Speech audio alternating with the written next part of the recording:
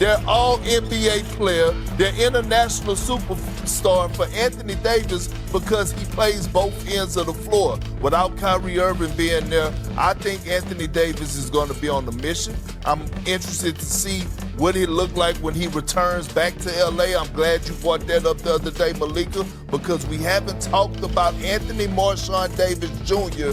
one time on this show since the offseason. Well, we'll be talking about him very, very soon, but I'm going to actually pick things up where you dropped them because you did drop the ball talking about the team we didn't talk about. I'm going to actually answer that question part, okay? The Orlando Magic.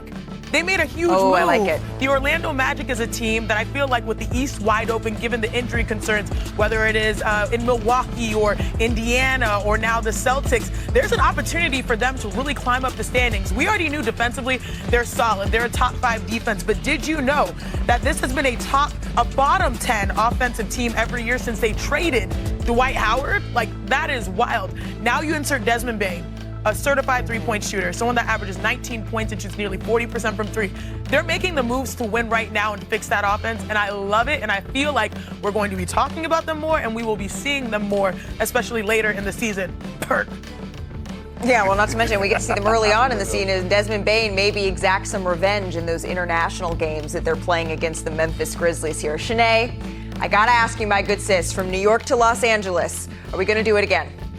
Are we going to do it again? I know what you're talking about. Because I'm just saying, when we get to see Chris Paul back in a Clippers uniform, Kawhi Leonard, where we saw him end last season, you and I both know that we are going to be pulling up to Intuit Dome because this team is utterly fascinating. They played an intriguing first-round series that you could have said, okay, yeah, we understand the matchup against Denver. We understand how hard of a time Denver gave OKC. Why couldn't that be the Los Angeles Clippers? And here's what I'm curious about, Big Perk. Is this Clippers team that we see on opening night with all the promise and excitement that is going to get Shanae Agumake and I into the building, is that the same team, knock on wood, that we're going to see finish the season, my friend? I don't know, but I'm not banking on a bunch of senior citizens. And I keep telling you that, Malika, they're too old. As the league is going in a different direction and getting younger, we're seeing a lot of title contenders. They got younger this offseason. The Clippers, they got older. Yes, they got Derrick Jones Jr. Yes, they did pick up John Collins. And I respect CP3. I'm not going to get into the all-time rankings. He is an all-time great. Yes. But I just don't know top 10. when it matters the most, health and what are their ability to defend the wing position in the postseason with all this youth. I just don't. Malika, we're going to do it. We always do. We're going to do it, and this is why we're excited to see the beginning of the season, Perk. This is why it's the first game out of the gate, because that's when health should be at its peak. Hey, Perk, are you ready for it? Always. Coming up on NBA Today, holidays that are as synonymous for the NBA as LeBron James and Christmas Day. Because just look at the categories he leads on the day. The most games played, wins, points, you name it. He leads the category, and he gets to add to that again in 2025. Now, the Christmas Day slate, it does start at the world's most famous arena with the Knicks taking on Donovan Mitchell and the Cavaliers. This will be Cleveland's first Christmas Day game without LeBron since 1989, and no, that's not just a Taylor Swift reference. And in the second game of the slate, we get Victor Wembanyama and the Spurs taking on the reigning champion Thunder. Oklahoma City will be making their first Christmas Day appearance since 2018.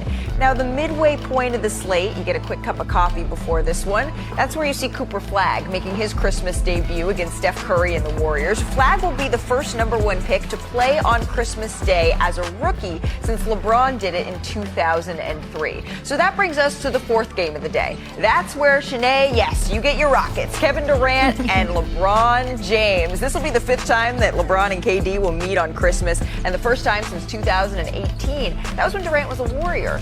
And that brings us to our nightcap. That's when we'll see Anthony Edwards and the Wolves head to Denver to face Nikola Jokic's Nuggets. Jokic is one of 2 players to ever have a 40-point triple-double on Christmas. That was back in 2022. So all in all, the 5 games on Christmas Day, they will feature 17 All-Stars from last season. This is a real treat. all starting with Donovan Mitchell and the Cavaliers taking on the Knicks in the Garden. And it'll be the first Cavs Christmas Day game, as we mentioned, since 2018. And y'all, I just love this. This is what Donovan Mitchell posted last year on social media. He said, Christmas game soon. Fast forward 1 year, and the Cavaliers, they will be in New York on the holiday, and Donovan Mitchell posted celebrating that full circle moment here. So the Cavaliers and Knicks far and away the favorites to win the East. That's according to ESPN Bet. They are also the only two Eastern Conference teams, friends, that play on the first ESPN doubleheader and on Christmas Day. So of all the teams, we just get two in the Eastern Conference, which says a lot about the state of the conference right now, Perk. When you look at these two teams, which has more pressure, do you think, to come out of the East? Because it better be one of them, right? Yeah, absolutely. It's the Cavs when you talking about overall team, because they did win 64 games last season, and then they got spanked by the Indiana Pacers. So unfortunately, no one's going to give a damn what they do in the regular season. Now, when you talk about players, which players under the most pressure to deliver, that's Karl Anthony Towns. Like, it's time for him to deliver. There's been a lot of criticism when it comes down to, Luka Doncic and what he did defensively and being in shape. Well, Cat falls in that category. Cat is a walking bucket. He's one of one. Arguably the best shooting big we've ever seen. He's really, really skilled, but that's not what he needs to correct. He needs to correct his ability to get up and down the floor, be able to slide those puppies, because he was getting cooked in the pick and roll. Now you have a new coach. You went on the podcast. You say you and Mike Brown met for about 2 hours. Y'all on the same page. Damn it, all eyes on you. You in the Mecca. You gotta deliver. I would say it's not just Cat. Yes, as a player, being the X factor, Cat absolutely. And I believe this new coach will have, make a system where he's more comfortable shooting threes, because we saw him move away from that, especially in the playoffs. But I think there's pressure on everybody in New York, especially when you make a move, losing Coach Thibodeau, and then now adding a new coach. And then there's questions about the usage, and there's questions about, supporting cast, where did OG go? Where did Mikhail go when they needed them the most? Because Brunson, we know what we're going to get from him. But now it's about designing a new system that works for everybody and just not one player. So I feel like there's a lot of pressure on New York overall, knowing that the East is wide open once again. The Cavs, in my opinion, are the favorites, and they should be the favorites. You have the coach of the year, 64 wins. You retain Don. You extend Don a year ago. Now you have Evan Mobley, who got the bag, especially after getting the award. They have the supporting cast.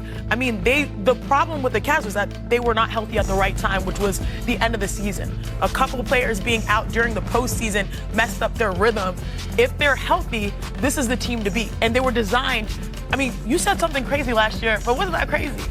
You said, hey, they're so good they make you forget about the past, because you feel like the present, they can win and turn that page away from the Cavs of the past, which they've been living in for almost a decade now.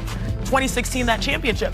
They have an opportunity to really do that this year as favorites, when a number of the teams they thought would be good actually are a little bit down. No, and they should be the favorites, right? And that's why I said, unfortunately, whatever they do in the regular season, they could win 70 games. No one's going to give a damn. They're going to be like, we're gonna evaluate them, what they do in the postseason, because again, a Donovan Mitchell-led team has never been to a conference finals.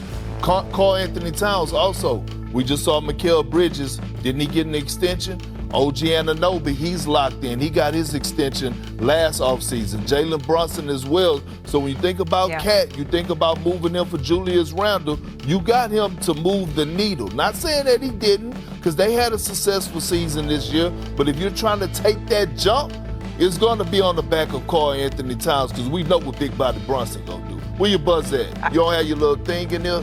Big Body Brunson. What about Big Body Brunson? That was a perfect Carter Perkins impression. What about Big Body Brunson? What I did like that the Knicks did this offseason, friends, though, and everyone, by the way, I'm sitting here in the studio here in New York, everyone just perked up a little bit when we said what I like about what the Knicks did. Everyone here in New York, the expectations are sky high. It doesn't matter if it hasn't done this in 25 years, this, that, and the other. That's the feeling around the city. What they did is they went out and addressed their bench scoring. That is a huge part of having this durability that the Cavaliers didn't seem to have, even though they're incredibly deep over the course of an 82-game season. But Perk, if you are looking for maybe something to point to about Christmas Day and Madison Square Garden and big men going crazy, since that's what you're calling for, right, from Karl Anthony Towns, you remember this? Victor Wembanyama? He made history. He finished with 42 points, 18 rebounds in the three-point loss to the Knicks in his Christmas debut. This year, he'll be in Oklahoma City taking on Chet Holmgren and the defending champs. So I ask you, Perk, Sinead, do you think it's time we go a little shot for shot on the battle of the big men? Yes, it has been a minute, big bro. Lil sis, time to go shop. We gotta work on our handshake, right? Because when it comes to these two players, baby, now we got a little bad blood. I'm gonna take Victor Wembanyama. Perk is gonna take Chet Holmgren, and I'll show you why. Because we already know offensively these guys are growing and improving. They're rising stars, but defensively they're both rim protectors, they're shot blockers, and they are X factors for their teams to take the next step. I'm gonna start with Victor Wembanyama. What is he gonna bring defensively, especially when it comes going up against his rivals? Since back in those U16 days, they're not new to this, they're true to this. Watch him, in the words of Perk, play the passing lane, but most importantly, slide those puppies. Victor Wembanyama, the last 2 seasons, led the NBA in blocks. He missed 36 games. Last year, he still led the NBA with 176 blocks, especially right there. You see that beautiful one on his rival. Now, I know Victor doesn't have the championship, but he is probably the guy of the future. And then here comes Slim, that done it on the big stage, but when he match up against Wemby, it's personal. He's guarding Chris Paul, but at the same time, he's watching Victor. Don't want him to get nothing. Look at the elevation on this 7'5" alien. And then turns to get back to the play with verticality to me Sohan at the rim, and then all of a sudden you go another way. Talk about taking it personal. You talk about sliding those puppies. Look at Chet Holmgren right there. No one else in the league, probably maybe Giannis, could slide and get a contest on Victor like Chet Holmgren, and it is personal. You're right, it is personal because right now Chet has more wins than Victor in this head-to-head matchup. They're pretty the same when it comes to points per game, but rebounding is where Victor separates, and of course block shots. Nonetheless, every time these guys suit up, it's always cinema, popcorn, because you know they're gonna bring it. Victor will have one soon, but yeah, he's got some work to do to catch up with Chet and company, Malika. Yeah, around NBA Today, we do make sure to note rings as well. We mentioned this, the rest of the Christmas Day slate, it will feature 6 Western Conference teams who should be right in the thick of things come December. The Mavs, the Warriors, the Rockets, the Lakers, the Nuggets, and the Timberwolves closing out the holiday. But the great thing about Christmas Day, we always get excellent highlights here. We've had the pleasure of broadcasting 23 straight Christmas Day games here on ESPN and ABC. So as we go into year 24, let's take a little look at the top here today. Let's go. Ooh, come on. Okay, do you guys remember the jerseys? This is top gift wrap, okay? Top gift wrap. You remember those, the t-shirt jerseys? And that was skinny we can't broad, forget. too. They're seared into our memory. Oh, Ooh, man, that was clean with the left. And then, is that where he ripped it afterward? I'm not sure. It was probably the muscles. Like, you're going to have it too, Perk. You're going to have those problems too. Sinead, we love a sweet treat. We do love a sweet treat, and I love Tracy McGrady as well, even though he's in a different uniform, the Magic finger roll. Nice finger roll, Perk. Walking buck. Ooh, split the D. Oh, my gosh. Come on. Can we go ahead and give that to John Wall, his signature late? I feel like yes, we have so I agree, the 360 and the best intro ever with the Jamal Crawford. Did you see it? Man, and he could have kept playing. Let's be real here, right? Yeah, he still. The crossover. All right, stocking stuffers coming through. Oh, D-Wade off the vert. Yeah. Hey, love, watch your head. Nice assist. Nice assist right there with the miss, because that was a perfect bounce. Oh, it's your friend. Oh. I see you are Jizzle. Sorry, Klay. But Klay's winning these days, so it's all good. Did you say R Jizzle? Yeah, R Jizzle. I was going to say something else. Aaron Gordon. Oh, man. Did we decide this is Air Gordon? Is that what we've decided this is being dubbed? Air Gordon, absolutely 2022, yes, for sure. We needed its own, Mary Mamba needed its own category.